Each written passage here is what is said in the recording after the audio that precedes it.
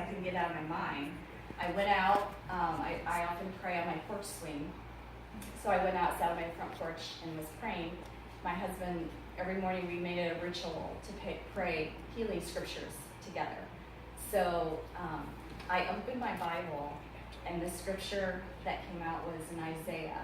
It's 43:2, I believe, and it says, when you go through the waters, they will not overwhelm you. When you walk through the fire, you will not be burned or scorched. I opened it right to that. So I knew that was God speaking to me. And I knew what it meant. It meant that, yes, I'm going to have to walk through that fire, but my life was not going to be taken. That was so much comfort and peace to me. It was unbelievable. So it was amazing. If you reach out and really believe and ask God to be there for you, He will be. He was there with me every step of the way.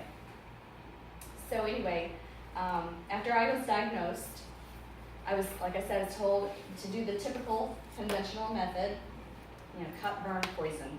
And I said, no, maybe, yes. So I did say yes to surgery, and I did say yes to radiation. Now that I know what I know about radiation, I would have never done the radiation.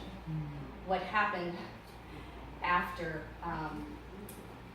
they actually did the radiation first, which caused a major infection in my leg, so after the surgery, it was like 2 months later, I had that hematoma, which was a major infection. They had to go and take that out, so I had a second surgery. Well, I didn't know at the time, and when you're going through something like that, it's so hard to want to continue to look online, because there's a lot of scary things, but you also have to know the truth. So anyway, 4 months later, I went in for scans after my surgery, and as I was sitting there in the doctor's office, I was getting nervous because it was taking them a long time to come in, and I'm like, God, what's going on here? I'm getting really nervous. So I opened my phone to a devotional I often read. It's by Joel Osteen, and the title of it said, "Hold Your Peace."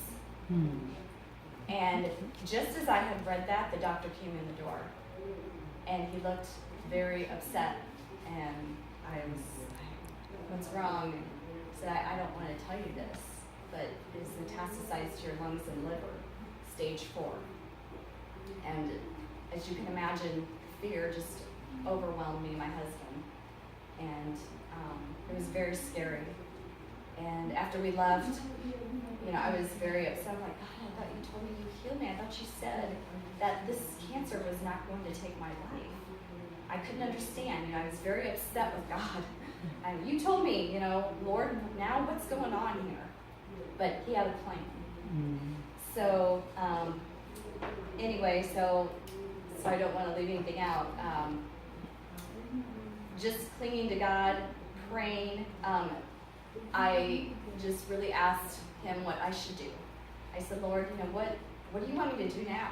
I'm not doing chemo.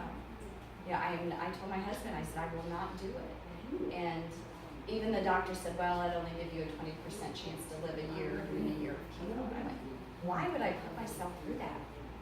Because I always have believed chemo is barbaric, and I would never do it. So I told him I won't do that. And so he said, well, that's all I can